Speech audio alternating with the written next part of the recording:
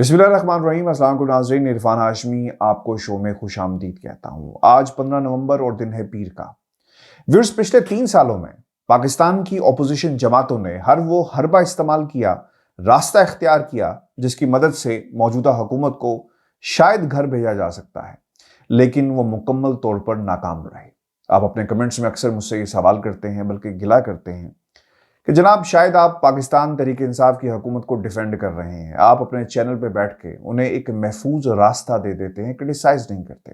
याद रखें, जमहूरियत के अंदर पाकिस्तान की आवाम ने इन तमाम सियासतदानों को, चाहे वो अपोजिशन में हो चाहे हुकूमत के अंदर हो, मुंतखब करके ऐवानों तक पहुंचाया है। अगर ये अवाम दोस्त पॉलिसीज पर बात नहीं करेंगे, अवाम की भलाई की बात नहीं होगी, तो हम अपने चैनल पे बैठकर, चाहे वो पाकिस्तान तहरीक इंसाफ की हुकूमत हो, चाहे नून लीग हो, चाहे पीपल्स पार्टी हो, इसका ज़रूर मुहासरा करेंगे। क्योंकि सिंध के अंदर पाकिस्तान तहरीक इंसाफ की हुकूमत नहीं है, पाकिस्तान पीपल्स पार्टी की हुकूमत है। और दूसरी तरफ नून लीग कोशिशों में है कि किसी तरह दोबारा इक़्तिदार में आए। तो लिहाजा उन तमाम पॉलिसीज़ का मुहासरा होगा, चाहे वो अपोजिशन जमातों की तरफ से हो, चाहे हुकूमत की तरफ से हो। फिर पाकिस्तान तहरीक इंसाफ की हुकूमत और मिनिस्टर्स ये बात करते आए हैं कि मौजूदा हुकूमत को जितने भी चैलेंजेस हैं, चाहे वो महंगाई का चैलेंज है, चाहे वो बिजली सस्ती देने का चैलेंज है, चाहे वो नौकरियों का चैलेंज है, चाहे वो मुल्क के अंदर तरक्याती कामों का चैलेंज है, कहीं ना कहीं हर्डल्स वो पॉलिसीज बन जाती हैं जो माजी की हुकूमतों ने बनाई।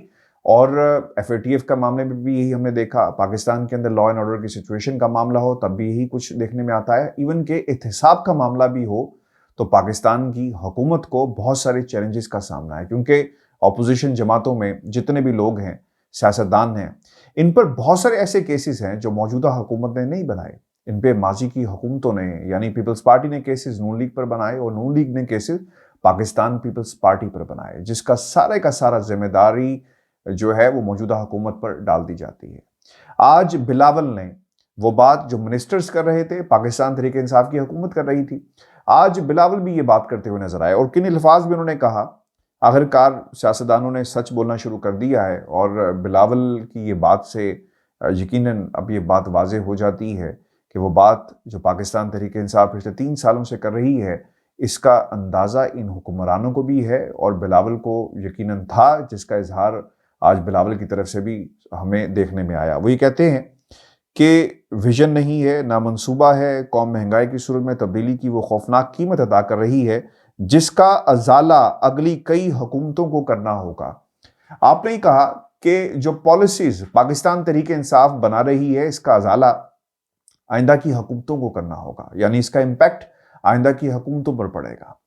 व्यूअर्स, इसका मतलब ये हुआ कि जो पॉलिसीज दौर हाजिर में बनाई जाती हैं, आपके ऊपर है कि आप उससे इत्तफाक करें या ना करें, या फिर अपोजिशन का काम ये होता है कि तनकीद करना। बराए तनकीद का ये जो सिलसिला है, आपको एक चेन रिएक्शन की सूरत में नजर आएगा। अगर पॉलिसीज पे तनकीद सिर्फ की जाए और हल पेश ना किया जाए, तो ये तनकीद सिर्फ अपोजिशन एक बराए नाम की रह जाती है, क्योंकि इसमें कहीं ना कहीं हल होना बहुत ही जरूरी है। हल आप पेश नहीं करते, लेकिन तनकीद जरूर करते हैं।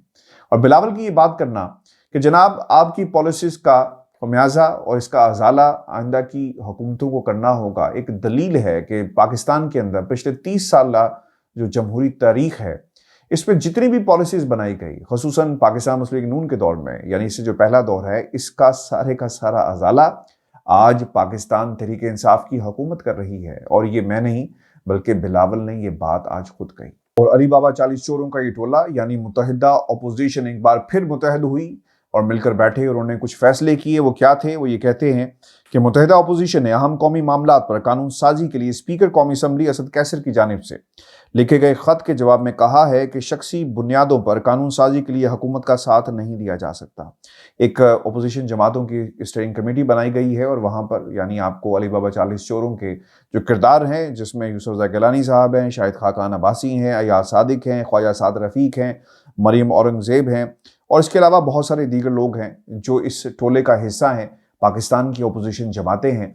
और अगर आप इनके किरदार को उठाकर देखें तो सिर्फ और सिर्फ इसमें अपने आकाओं को छुपाना कैसे है, बचाना कैसे है, सिर्फ यही आपको क्वालिटी नजर आएगी। और जो उन्होंने लफ्ज इस्तेमाल किया कि शख्सी बुनियाद पर कानून साजी में साथ नहीं देंगे, अब से सवाल ये पैदा होता है व्यूअर्स कि ओवरसीज पाकिस्तानियों का वोटिंग का हक, क्या ये शख्सी बुनियाद है, या 22 करोड़ आवाम में से एक ऐसा हिस्सा जो ओवरसीज में पाकिस्तान के से बाहर रहता है, अपने प्यारों से दूर रहता है, और फिर एक बहुत बड़ा जो रेमिटेंस की शक्ल में पैसा पाकिस्तान जाता है, तो क्या ये उनका हक नहीं बनता कि उन्हें वोट का ये जो राइट है वो दिया जाए?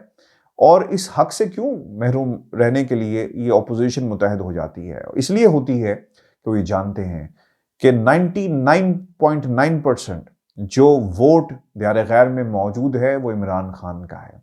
पाकिस्तान के अंदर जो रेमिटेंस एक बहुत बड़ी जो फिगर्स हैं वो कोट हुई पहली दफ़ा, इसका मुंह बोलता सबूत है कि पैसा पाकिस्तान में गया वो नवाज शरीफ के लिए नहीं गया था, यानी नवाज शरीफ की पॉलिसीज़ की वजह से पाकिस्तान में पैसा नहीं गया, या बिलावल भुट्टो जरदारी की तकरीरों और जिस किस्म की वो अलाइंसेस करते हैं इस वजह से पाकिस्तान पैसा नहीं गया, या फिर कोई और ऐसा लीडर जिसमें मरियम भी है, एक ऐसी लीडर यानी मरूसी किरदार, उनकी तकरीरों की वजह से पाकिस्तान में पैसा गया हो, या फिर फ़ौज को गालियाँ निकालने वाले बहुत सारे ऐसे किरदार हैं जिनकी वजह से पाकिस्तान पैसा गया हो। पाकिस्तान पैसा इसलिए गया कि दियार गैर में जो लोग मौजूद हैं वो इमरान खान की हुकूमत पर यकीन रखते हैं, वो समझते हैं कि पिछले 30 वर्षों में दो ख़ानदानों ने जिस इस मुल्क को लूटा, अब इन पर ज़्यादा एतबार नहीं किया जा सकता, और वाहिद रास्ता पाकिस्तान तहरीक इंसाफ है। इसके बावजूद पाकिस्तान तहरीक इंसाफ को अपनी पॉलिसीज़ यानी महंगाई का जो मुल्क के अंदर एक मुश्किल और कशमकश जिससे पाकिस्तान दो चार है, इसका हल ज़रूर निकालना होगा, क्योंकि इस बुनियाद के ऊपर कि महंगाई ज़्यादा है, पूरी दुनिया में महंगाई ज़्यादा है, लेकिन एक्सक्यूज़ नहीं है, इसको कंट्रोल करना बहुत ही ज़रूरी है। और दूसरी जो इम्पोर्टेंट बात है कि तरमीमी ऑर्डिनेंस, पूरी ऑपोजिशन को ये पता था कि शायद कहीं ना कहीं उन्हें रिलीफ मिल जाएगा। तरमीमी ऑर्डिनेंस आता है और इसके आने के बाद क्या हुआ, शाहिद खाकान अब्बासी, मरीम नवाज़ और बहुत सारे वो लोग जिनकी उम्मीदें थी कि शायद उन्हें रिलीफ मिलेगा इस ऑर्डिनेंस के आने के बाद, जो नैब ऑर्डिनेंस है, लेकिन ऐसा नहीं हुआ। इस वजह से भी आपको मुखालफत में एक तेज़ी नज़र आएगी। और याद रखें, माजी में फारूक एच नाइक साहब ने अदालत में इसको पेश भी किया कि जनाब अब क्योंकि ऑर्डिनेंस आ चुका है, नैब ऑर्डिनेंस, तरमीमी ऑर्डिनेंस, इसके बाद इस केस की कोई हैसियत नहीं रह जाती।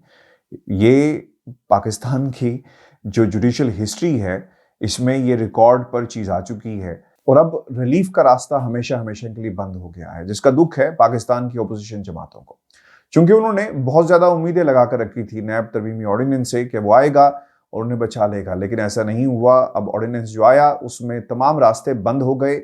इसीलिए पाकिस्तान पीपल्स पार्टी हो, नून लीग हो, एक कन्फ्रंटेशन का माहौल आपको नजर आ रहा है। अली बाबा 40 चोर अब बार बार बैठेंगे, मुतहद होंगे, मार्च होंगे, लॉन्ग मार्च होंगे, महंगाई मार्च होंगे, और इसलिए होंगे क्योंकि उन्हें रिलीफ नहीं मिल सका। एक और भी महाज है जहां पर पाकिस्तान तहरीक इंसाफ के इत्तेहादी लड़ रहे हैं, और जब भी पाकिस्तान तहरीक इंसाफ की हुकूमत मुश्किल में आती है, जब ज़रूरत पड़ती है, चाहे कानून पास करने की बात हो, सेनेट के इलेक्शन हो, या फिर कहीं भी वोटिंग का मामला हो, जहां पर इत्तेहादियों की आपको ज़रूरत पड़ती है, वो फरमाइशें निकाल कर सामने बैठ जाते हैं। और एक फरमाइशी लिस्ट में पाकिस्तान का मुस्लिम लीग काफ जो है वो पेश है, और वही चाहते हैं कि उनको बाकायदा रिप्रेजेंटेशन दी जाए, उनके कारकुनों की बात सुने, और महंगाई का एक बहाना बनाकर वो अपने मकासद को पूरा करना चाहते हैं। वो फंड्स की बात करते हैं, वो चाहते हैं कि पंजाब हुकूमत उनके साथ कोऑपरेट करे।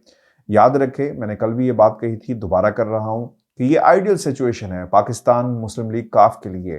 पाकिस्तान मुस्लिम लीग नून की हुकूमत होती पंजाब के अंदर, या पीपल्स पार्टी की हुकूमत वफाक के अंदर हो, या इनकी वफाक के अंदर हो, इतनी आइडियल सिचुएशन काफ लीग को इसके बाद कभी भी नहीं मिलेगी। और बाज़ लोग शायद ये भी कहते हैं कि अगर हुकूमत बदल जाए तो इत्तेहादी बन जाएंगे।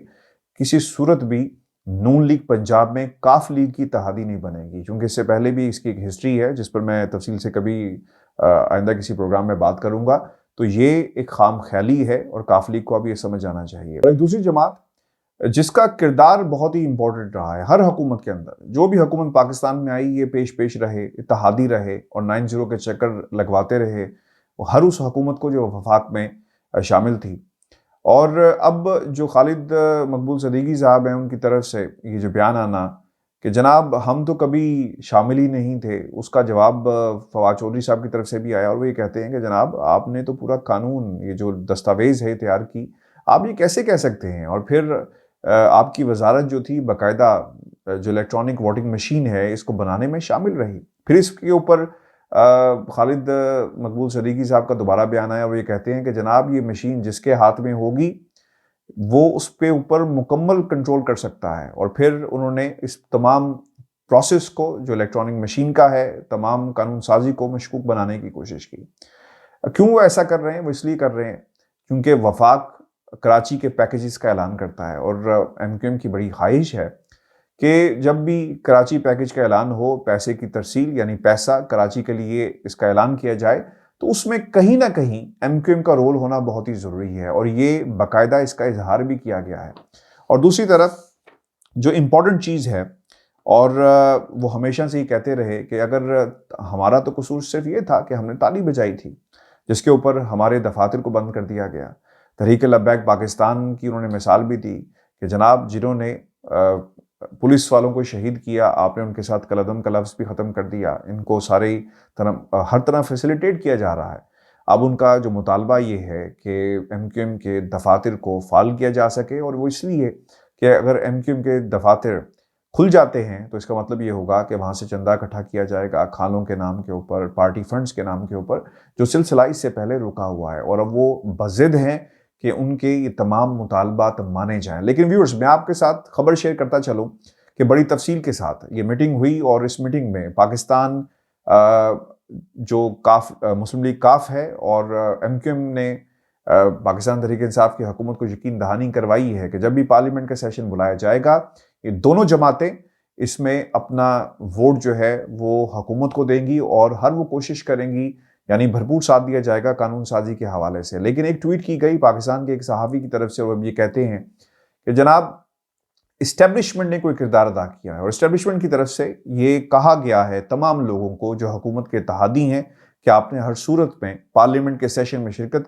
करनी है और फिर इन तमाम कानून जो भी पेश किए जाएंगे इसको पास करना है।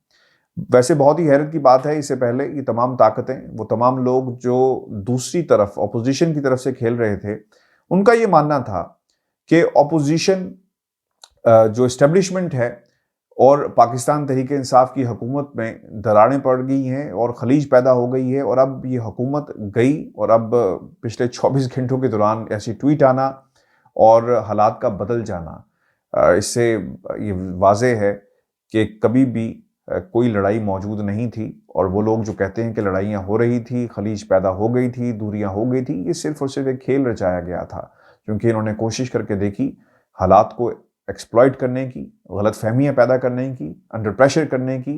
और ये बार बार जो ऐलानात किए जा रहे हैं कि शायद इन हालात के अंदर इमरान खान साहब से कोई गलती हो, कोई बयान ऐसा दे दें जिससे दोनों यानी इस्टेब्लिशमेंट और मौजूदा हुकूमत के दरमियान मजीद दूरियाँ पैदा हों, गलत फहमियाँ पैदा हों, जिसका फ़ायदा रात की तारीकी में उठाया जा सके, बैकडोर राब्तों से उठाया जा सके। ये तमाम जो प्रेडिक्शंस थी इस ट्वीट के बाद मेरा ख्याल है कि वो दफन हो गई। व्यूअर्स, आपको भी बता दें कि आज जो नाजिम कत्ल केस है उसमें बहुत सारी डेवलपमेंट्स भी हुई हैं। मेरा आपको याद होगा बताया था कि जियो फेंसिंग करवाई गई है और वो मकाम जहाँ पर नाजिम का कत्ल हुआ, यानी तशद्दुद किया गया, उस रेडियस के अंदर जितने भी लोग थे उनके मोबाइल्स को चेक किया गया। अब डेवलपमेंट्स ये हैं, पिछले प्रोग्राम में मैंने आपको बताया था कि वो कुआं जिसमें कपड़े फेंके गए, जिसमें वो मोबाइल फ़ोन जो नाजिम का था वो फेंका गया, उसे रिकवर कर लिया गया है।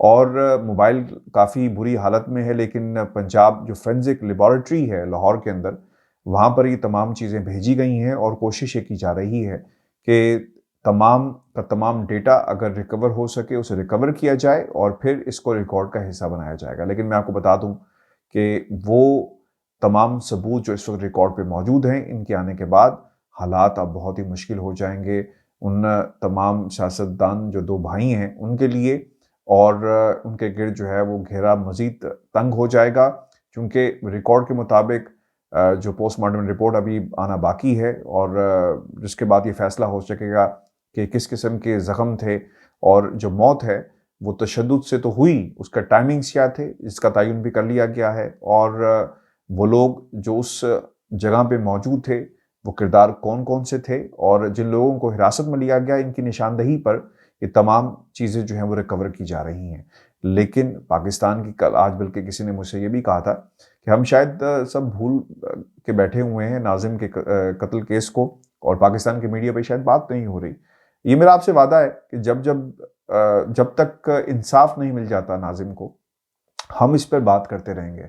और मुझे बहुत उम्मीद है कि जिस किस्म के रिकॉर्ड पर जो शवाहिद मौजूद हैं और मज़ीद शवाहिद जो रिकॉर्ड पर आ गए, तो शायद मुल्ज़मान के लिए बचना नामुमकिन हो जाए। व्यूअर्स, ये हमारा आज का शो था। अपने कमेंट्स ज़रूर भेजिएगा, चैनल को सब्सक्राइब करें। मुझे इजाज़त दीजिए। अल्लाह ने के बाद।